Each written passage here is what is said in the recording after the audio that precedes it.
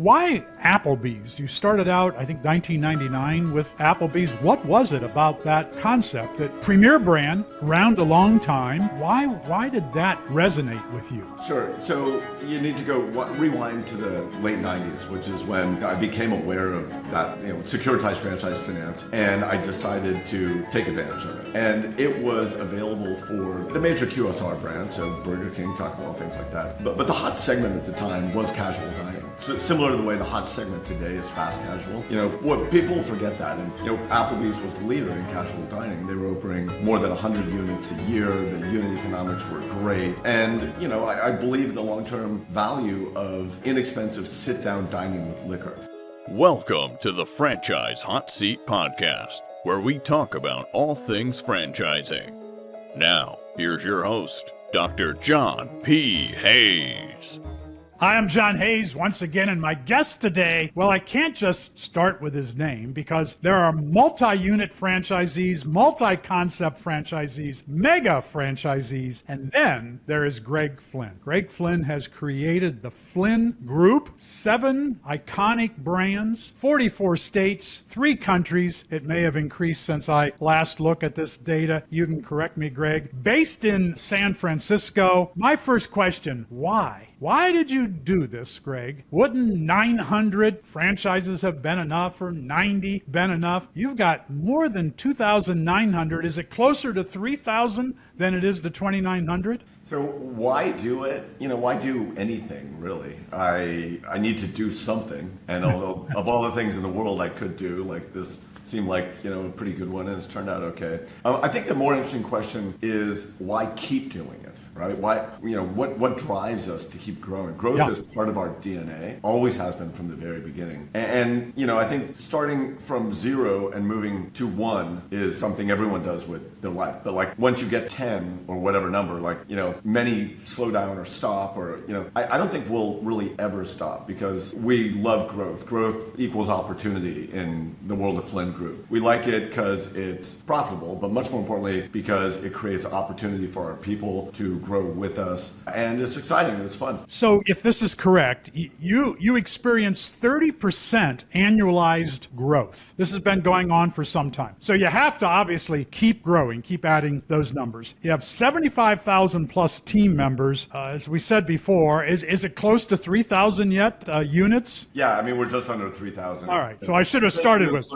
Sub-franchise units or not, we have some of those in Australia. All right, here's a guy who owns 3,000 franchises, largest owner in America, generating $5 billion plus annually. And I did look that up, and you've got, of the $5 billion is a little more than 0.5% of all the billions generated by franchises in America, which is just amazing. So how did you discover franchising? You didn't start out in college. I know your father owned a couple of Burger Kings. You don't own any Burger Kings. I want to talk about that too. But how did you discover it? Nobody grows up, even though you would have had the opportunity. Father is a franchisee. Hey, I think I'll be a franchisee. That wasn't your story. Yeah, it wasn't my story. I think for a lot of people that was their story, and there's nothing wrong with that at all, but It wasn't mine. I had a background in real estate before business school, and coming out of Stanford in '94, I started a real estate company, and anyone with a background in real estate, should have seen the opportunity then. It was the opportunity of a lifetime. And so, it was only by accident, really, I got into the restaurant business. It had really nothing to do with my dad. It was because a friend of mine from Stanford started a concept called World Wraps. And he opened the first one. I made a little limited partner investment in it, but the first one opened to lines around the block, and we got excited. I had just bought 3 buildings up in Seattle, and so we shook hands, and I became a licensee JV partner in Seattle for World Wraps, and that's how I got into business. The Burger King does play a role, though. My dad was a lawyer, but on the side he bought these 2 Burger Kings, and one of them paid for the rest of his life, amazingly. And he was traveling around the world in a small airplane. He did this for 7 years, basically on the cash flow from one Burger King. And he called me one time from Greece and said, I want to buy the ruins, the half-built foundation of a villa, like a piece of property. And so can you send me money? I was like, well, you don't have any money. He's like, well, can you borrow against the Burger King? And I was like, I don't know. Let me see. And it turns out you could. In fact, back in the late 90s, you could borrow 100% or even more, like if you included closing costs, of the value of a Burger King, to build it or to buy it, non-recourse. It was the greatest giveaway I've ever seen, except for maybe, the RTC or something like that. And I arranged a loan on Dad's Burger King and sent him the money, and he bought this property, and he still owned it unbuilt by the time he died. I think it was worth a couple $100,000. But that's what opened my eyes to the opportunity in top-tier franchising. Okay. I'd become a licensee, but I wasn't doing anything with Applebee's or Taco Bell or anything like that. Yeah. These types of loans were only available for top-tier franchises, and that's how I pivoted. Okay. So, and I should mention these brands. I said 7 iconic brands: Applebee's, Taco Bell, Panera, Arby's, Pizza Hut, Wendy's, and then Planet Fitness. How did that happen? Everything was food, Planet Fitness. Well, so think of our growth in chapters. Chapter 1 was Applebee's, starting in '99 when I pivoted away from World Reps. Through 2012, we did nothing but Applebee's. We grew to be pretty big, but more importantly, that's where the foundation for the whole business was laid. The unique structure we employ, the culture and the team that supports it, the systems, the access to capital, everything was formed during that period. I always wanted to diversify, but I wanted to make sure I had the foundation first. So starting in 12, we started chapter 2, which was diversifying as a domestic restaurant franchise operator. And that was 10 years. And then we completed that journey with the acquisition of MPC in 2021, which doubled our size, but it also sort of filled us out to, where we wanted to get to, a majority QSR company. And then chapter 3 started after that. And chapter 3, think of it as, continuing to grow in that big center lane of domestic franchise restaurants, but layering on 2 new growth channels. So international was one. As you mentioned, we're in 3 countries now. So we entered Australia and New Zealand with Wendy's and Pizza Hut. And the other lane was adjacencies. So these are consumer services businesses that operate in a franchise system and are different from, but not totally dissimilar to the restaurant business. So, operating a Planet Fitness club takes a certain special expertise, but it's not fundamentally that different than running a restaurant, right? And so we thought we could, leverage our platform and our team and our capital and everything to, take advantage of great opportunities elsewhere outside of the industry, but related. And that's why we got into Planet Fitness. So I've heard about Planet Fitness, and a 50-unit operator, John Clancy, is on the Titus Center Advisory Board. I appreciate him very much. Very, very helpful. And he said when he discovered franchising and was looking at, what do I buy? The margins in Planet Fitness were the best he could find of any kind of an operation. And food is not historically known for great margins. Did that sway you in any way? It did. Planet Fitness is a very attractive business model. The basic idea is it's so inexpensive. The original model was $10 a month that many people join, but also what you've bought is an option to use the gym, and many don't use it frequently or even at all. And so you can have far more members than the gym could ever really accommodate. But it's so cheap they don't quit either, or some quit, but many don't. Mm-hmm. And so it creates, it's a subscription model, and it creates a membership base, which, is far in excess of the cost of operating the gym on a daily basis. So you get high margins, and it's capital intensive. Initially, you need to build the gym, and every, 7 or 10 years you need to refresh it. But other than that, it's pretty capital light. So it's a great business. So will this lead you, or are you already looking at other non-food franchise brands? Why not Massage Envy, for example, or Scenthound, which is also on my board? Probably haven't heard of the membership club for taking care of your dog and growing rapidly, based in Jupiter, Florida, or other non-food businesses. Are those of interest, or are you more inclined to buy more? Definitely not the dog one, because we're a cat family. Okay. Somebody must have a cat membership deal. Well, it sounds like you may not know. We also, as part of our real estate business, own 120 hotels, and 114 of those are franchised hotels. They're select service and extended stay hotels. Think, Marriott Courtyard, Hilton Garden Inn, Hampton, and things like that. So it's a different pocket than Flynn Group, but we already are outside of restaurants and Planet Fitness. Will there be other adjacencies? I think there probably will be over time. We just got into Planet Fitness last year, and we have a lot of room to grow. So we're not in any hurry to layer on another one. But we look at everything, and some of them are really good business models. Okay. So your father owned the 2 Burger Kings. He was a lawyer. Was he an absentee owner in Burger King? Was that even permitted at the time? I would say absentee owner is charitable for how much day-to-day involvement he had. He did have sort of a business partner named Dave Amos, who ran the Burger Kings for him and basically just sent him dividends, Yeah, okay. So you said, not in reference to your father's Burger Kings, but you said that owning 1 or 2 units of a franchise or a mom and pop operation, that's riskier in your mind than building the way you have built. Can you elaborate on why you're not saying people shouldn't buy 1 or 2, but you think that's greater risk? Yeah, so I mean, a saying about franchising is that you're in business for yourself, but not by yourself. Yeah. And there's a lot to that.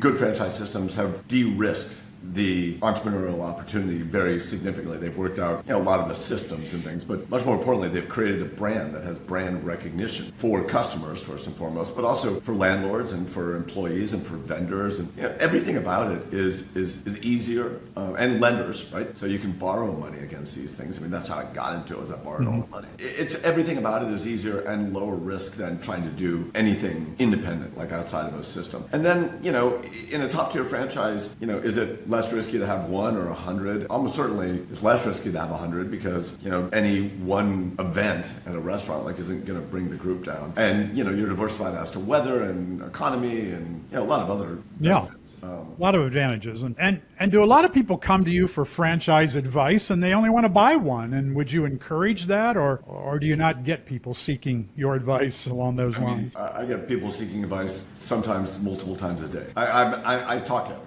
I mean, I always try to help. People help me along the way, and I try to get it back. And my advice is, that can be a wonderful way to start. And, it might actually be the end game too. A lot of people do very well just owning 1 or 2 franchises. And I mean, hell, my dad lived off the cash flow from 1 Burger King, right? And, what I do emphasize to people is if you're going to do it, sometimes it works out, like my father just being a passive investor and getting, sometimes that works. Usually that doesn't. I tell people, if you're going to get in this business, you ought to view it as an operating business and you're the operator. These are not, CDs you're buying. They involve people and they have challenges and things change and, attention to detail and risk, and, you ought to take it seriously and assume that if you're going to do it, you're going to do it yourself with your own time, for the rest of your life. Yeah. So did I read this correctly? You're already the premier franchise operator in America, but your mission is to be the premier franchise operator in the world. Gotta aim high, right? I think we already are the largest in the world. I'm certain of that, actually. But big isn't necessarily best. What we really strive to do is, by the key performance indicators we care about in each of our systems, is to be the best and to do it at scale. And those two things fight against each other often. There are scale economies which help us be better, but for most scaled organizations, they tend to dumb down toward the median, right? Mm-hmm. And the law of large numbers kicks in. We try to take advantage of scale, ruthlessly actually, supporting our operators. We're literally best in class, systems, technologies, support, but we try to think small and local for operations. And it's that combination which is really pretty powerful. Yeah. It isn't always the case, but right now, like this year, we're outperforming either a little or very meaningfully in all 7 of our systems. And by outperforming, I mean in terms of comp sales, which is our key metric, but also most of the other metrics too. And I'm really proud of that. That's hard to do for an operator of any size across so many systems, but especially an operator of scale. But that's what we care about most. It's not being big, it's being good, right? So worldwide, you may be familiar with Mohammed El Shaya in Kuwait. Yeah. I think he owns more brands, but not as many units as you. So Yeah, you would the real test to me is revenue. Yes. But, I think, And I have so much respect for his company. But yes, we'd rather be in fewer brands with large positions. Yeah. And we apply a filter of premier brands only. And by premier, we've got filters for it, right? I mean, it needs to, they're all mature. They've been around through multiple cycles. They've proven their legs everywhere. I mean, there are other sort of aspects we consider, but we're not out to be in more brands. Mm-hmm. I'd rather be bigger and fewer brands. Yeah, okay, that makes sense, and I can see that from your growth. And I lived in Kuwait for 7 years where I was teaching, and I got to meet personally with El Shaya only one time. Fascinating gentleman, and owns all the Middle East for most things that he ends up buying, like Starbucks, for example, Cheesecake Factory as well. So going to the Flynn Group, what's the secret? If we really get down to it, now we got Greg Flynn, we're going to find out, how do you select the right brand? What's the secret to looking at that? And even going further, You already own a bunch of Applebee's. If you want to buy a bunch more Applebee's, you probably wouldn't buy just any of the Applebee's. There's certain criteria that must be part of the secret. So can you talk about that? What do you look for whenever you're going to acquire within a brand that you already own or add a brand? Sure. I mean, I touched on this a second ago. We do apply a filter of premier brands only. And what I mean by that are they're generally old. They've been around for, a long time and survived economic cycles. They are big, right? They've shown that they can grow and succeed, in pretty much every geography. They have broad demographic appeal. They tend to be value brands because that's what has the most mass appeal. And they have big marketing budgets, high brand awareness, high brand love, and all of that is supported by big marketing budgets. And then they need to be a good place to be a franchisee. Like Starbucks is a great brand domestically, but you can't be a franchisee. So, once you apply all those filters, and then you need to avoid competitive conflicts, right? Mm-hmm. It leaves you with a relatively small number of choices. Luckily, we've had good choices in each of the segments where we want to be. And then, how do you decide what restaurants to buy or even to build, like within a brand? I think it comes down to the basics. Is it a good market? Does it drive high sales and are margins in line? The sort of things you would think about for any business. Mm-hmm. Okay. Why Applebee's? You started out, I think, 1999 with Applebee's. What was it about that concept, that premier brand, around a long time? Why did that resonate with you? Sure. So you need to rewind to the late 90s, which is when I became aware of that, securitized franchise finance, and I decided to take advantage of it. And it was available for the major QSR brands, so Burger King, Taco Bell, things like that. But the hot segment at the time was casual dining. So similar to the way the hot segment today is fast casual. What people forget that. And, Applebee's was the leader in casual dining. They were opening more than 100 units a year. The unit economics were great. And, I believe the long-term value of inexpensive sit-down dining with liquor. So when people challenge, the viability of casual dining today, fair enough, it got deeply, deeply overbuilt, and there's been a lot of washout, and there needed to be. It was predictable that there would be, especially this year with bankruptcies and, TGI Fridays and systems, Red Lobster. But I think there will always be a substantial market for sit-down dining with liquor, and some people will sell successfully into it. And I think Applebee's will be one of those winners that can do it. Now, you'll note we did diversify, right? And we are now a majority QSR company. So, as it became apparent that the market was getting deeply overbuilt, I think it was prudent for us to put our eggs in more than just one basket. We did that, but we still got a lot of eggs in that basket, and I still really like the business. In fact, we just bought the Florida market for Applebee's this year, and we're building Applebee's restaurants again. So you, when you bought Applebee's, at first they limited you, if this is correct, to 11% of the network, but then that changed over time. Were they fearful in the beginning? You're going to take over, or what was that about? Yeah, so for our first big Applebee's acquisition, we were really one of the first to bring real private equity into the business, and we had an investment from Goldman Sachs. Pretty passive, but still it's Goldman Sachs. And so I went in to meet with Lloyd Hill, the then chairman and CEO of Applebee's, to describe, the transaction and the financing. And here at Goldman Sachs, and he started pacing the room and pulling at his hair and thought, oh my God, the fox is getting in the hen house here. And, he's just worried that, he was going to have this big, mean Wall Street bank, bossing him around, getting too big in the system. And I tried to promise him it wasn't going to be like that. But, he requested, and I agreed to, a cap on, how big we could get in the system. And I said to him, Lloyd, I'll agree to this cap, but I expect to grow within the system. That's our goal. And what I think you'll find is that by the time this cap is relevant, you will view us not as the enemy that needs to be constrained, but really as an ally that you wish to grow within your system. And that's exactly what happened. So when we finally got to, the limit in the early teens or something like that, not only did they relax it, they just deleted it. And all franchise owners have a consent right for really any transaction anyway, but they realized that we're like their best ally. And I think that's true to this day. We're nearly 30% of the system. And, we are as close a collaborator for good as there could be. And that's a very intentional part of our strategy. And we try to be that way for all of our franchisors. And I was going to ask you that with the other brands. Have you always been an ally and a collaborator with the franchisor? Yes, and again, that's very much by design.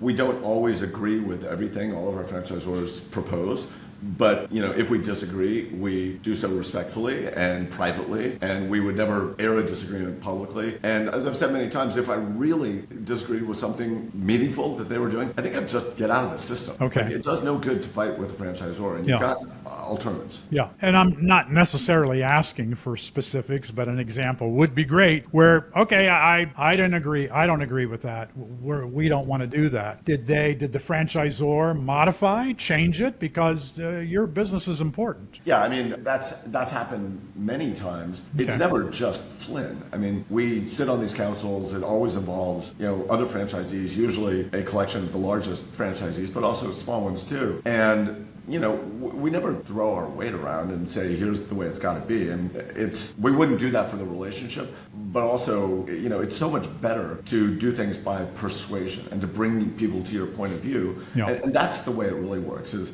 if there's an idea from a franchisor or a franchisee from anywhere that you disagree with, well, let's flesh it out and explore the pros and cons and have the good conversation.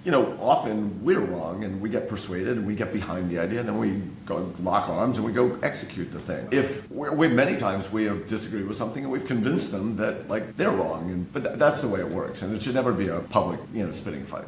When people say that, what's wrong with franchising is there's a system. You, the franchisee, have to live by the system whether you like it or not, and that turns off a lot of people. You find that is the system the greatest value that a franchisor can provide to franchisees? And is this an onerous idea that I don't want to live, if too entrepreneurial, I don't want to live by a system? So I think some people find it, confining and they don't like it or they think it's not a good economic proposition. I'm sort of the opposite. I think that for the 4 or 5% we pay in royalties, we get value for that money. Largely along the simple principle of dividing and conquering.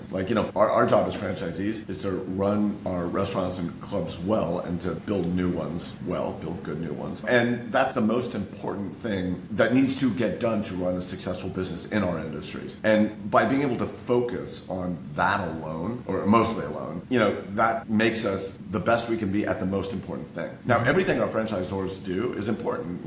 Menu and marketing and prototype development and IT systems, that all matters. And we need them to do a good job at that, and for the most part they do. But if we ourselves had to pick one thing that is the most mission critical, it's the one we do. So I think the franchise system, the division of labor works. So you have a specific strategy, of course, on how you select these brands before you... MPC transaction in 2021, we acquired the largest franchisee of both Pizza Hut and Wendy's at the time. And it was fortuitous that it was a scale acquisition, but also it got us into categories which themselves were the two largest subcategories of quick service, and we weren't in them. And if we're really going to model ourselves to reflect the composition of the industry, which was our goal, you kind of have to be in burgers and pizza. Now they are less differentiated, but both Wendy's and Pizza Hut have important points of differentiation, and both of them actually differentiate themselves mostly on quality and,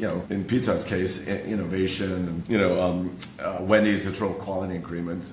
But, they're not competing to be just the cheapest, or even just the fastest. They really care the most about quality in their subsegments. And that resonated with us. I like that. So Entrepreneur Magazine asked you, how does one man with a handful of franchises go on to transform the entire industry? And your answer was, it's as simple as running each of your restaurants well, each day, every day, and everywhere. And then you said, and that's not simple at all. That's hard. It's really hard.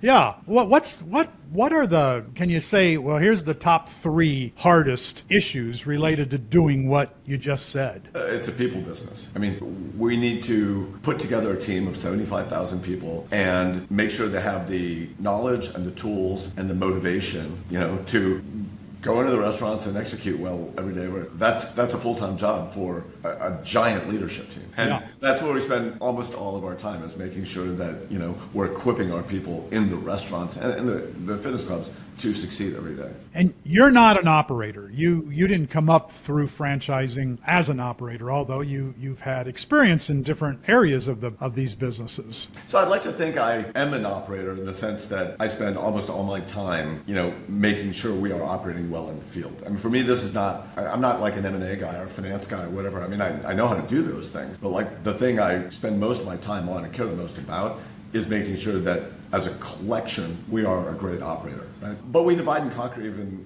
on that as we must. I have had some time, like actually in the restaurants, not just, a day or two like training in our current brands, but really it was cutting my teeth at World Wraps. Like that was the scrappiest, most entrepreneurial, almost desperate thing you ever saw. We barely made payroll every 2 weeks. But that's where I learned how to, pick a location and sign a lease and, design the restaurant, buy the equipment, hire the people, and then open the doors and run it. And I did that for 4 years. So, I do have a little background there. Yeah. But what that gave me is immense respect for the people who continue to do it for us every day. I know how it goes, right? And are the regional operators the people in your organization who are charged with the day-to-day? Yeah, I mean, the hero in our org chart is the market president who, owns a market, as it were. And I say owns, they run a market, but we really try to recreate the experience of being an independent owner or operator on your own that owns a group of restaurants in a constrained geography. And we empower that person to make meaningful decisions, right?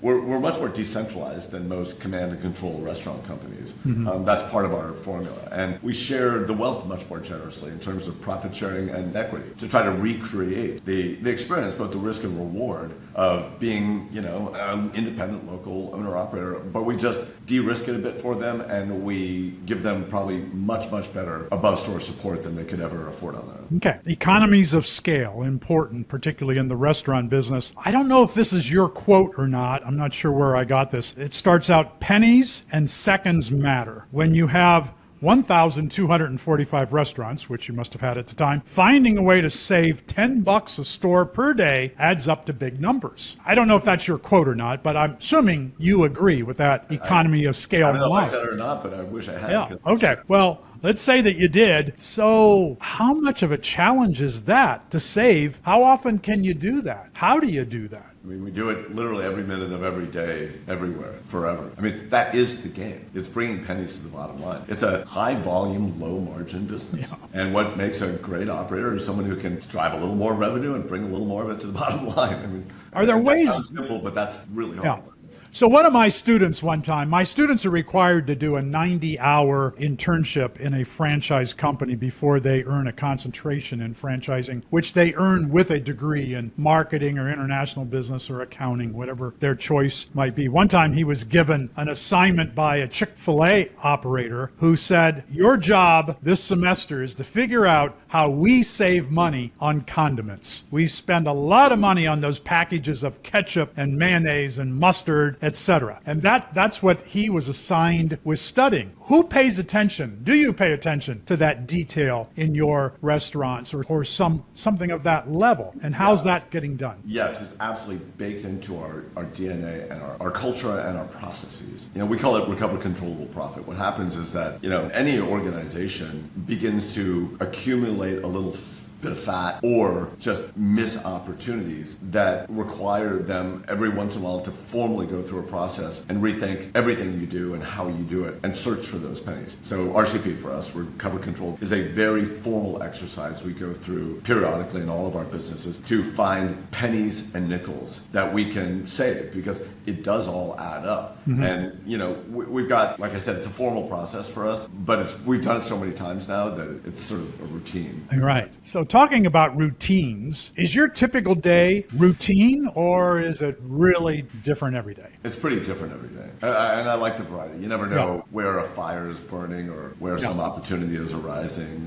What are some examples of, other than you have breakfast, you have lunch, you probably work out sometime during the day or, what else do you do? Is it meetings? Is it on the phone? Is it travel? Well, I work out every day without exception. And I'm not obsessive about it, But Yeah. I think to maintain, the sort of work life I do, I need to do that. It just makes me feel better, even when I'm traveling, and I travel a ton. I think you need to keep cool and realize that no matter how bad it seems, like it's probably going to be okay, and it doesn't serve you well to get upset about things and just fix it as best you can. Like that's how I deal with problems. And I have problems all over the place all the time. Yeah. And also not being alone is important. Like I've got an amazing team around me, and if something's bugging me, I'm gonna get on the phone with my guys, my team, and we're gonna attack it together, and that always makes you feel better. Okay. Does anything keep you awake at night? Not really. I mean, sometimes my cats. But we're so diversified at this point that there's very little that could bring the whole house down. Right. High interest rates are not our friend. That's really bugging me right now. We built our business on cash flow and debt, and so we employ debt. It's prudent too, and we do it. But man, to see interest rates go from 3% to 8% is just really painful. But we're surviving that too. And So when it comes to franchising, what 2 or 3 things would you change if you were the franchisor? Not of a specific concept, I'm not talking that way, but just in general about franchising. What would you change? I would make it the case that all franchisors own a meaningful portion of the units in their system, so that they have both some skin in the game and direct hands-on knowledge of what their operators experience. I don't love it at all when franchisors own no units. And Wall Street mostly rewards the asset-light model. I think the best franchisors continue to own some units, although they've lightened it up. But I would do that. And I really admire some systems like Panera and Arby's, where the franchisor owns a very large portion of the system. Like they're not afraid to run restaurants. You said, be different, then go big. I said that. Yeah, you said that. Be different, then go big. So I'm wondering, well, what does that mean exactly? And how big is big? Do you ever get there? Are you ever really big enough? So I don't remember saying that, but okay. It is something that resonates with me in a way, right? I think if by be different, it means find some, business plan you really believe in, especially one that is differentiated in some way. Like you figure out some angle that someone else hasn't quite figured out yet, and then go big into it. Like that makes a lot of sense. And I think with Flynn Group, we've really, we're on to something. And so, we've pursued it relentlessly, and I don't see that slowing down. But if it stopped making sense, we would slow it down. Like we would stop. We'd dismantle it if it really stopped making sense. Again, the point is not to be big. The point is to be good. Yeah. So I wrote the book Start Small, Finish Big, which was Fred DeLuca's story of building Subway. I was fortunate to meet DeLuca early on when I got involved in franchising, and we weren't friends. I once said to him, I don't know that you have any friends, but you have acquaintances. And we wrote this book. One of the things about DeLuca, the late Fred DeLuca, was that he was a goal setter, and the goals were big. Another one of my clients, the late Don Dwyer, whose company is now known as Neighborly, and Don was a big goal setter. If your goal is too small, you're not going to really work hard to get it. So when DeLuca said, well, we're going to have 5,000 units in whatever the time period was, and people looked at him like, you only have 500 right now. Are you crazy? Do you set goals? Do you set big goals? How do you work around that? Well, you said it before. Our mission statement is to be the premier franchise operator in the world. Yeah. That doesn't confine itself to one number. And I found that if we had set a number along the way, we would have just surpassed it so many times now that there's sort of no point. Which was kind of what DeLuca did too. I mean, he far surpassed the 5,000 and got to be the world's largest in terms of units. But you don't then look at it, okay, well, we're going to have this many Wendy's. No, I mean, we have a running 5-year plan. And, so there's some definition around what we expect to happen. But, it's sort of like your due date if your wife's pregnant or whatever. Like the one day your baby's not coming is the due date. Like whatever I put in on a 5-year plan is almost certainly the one thing that's not going to happen. Right? Yeah.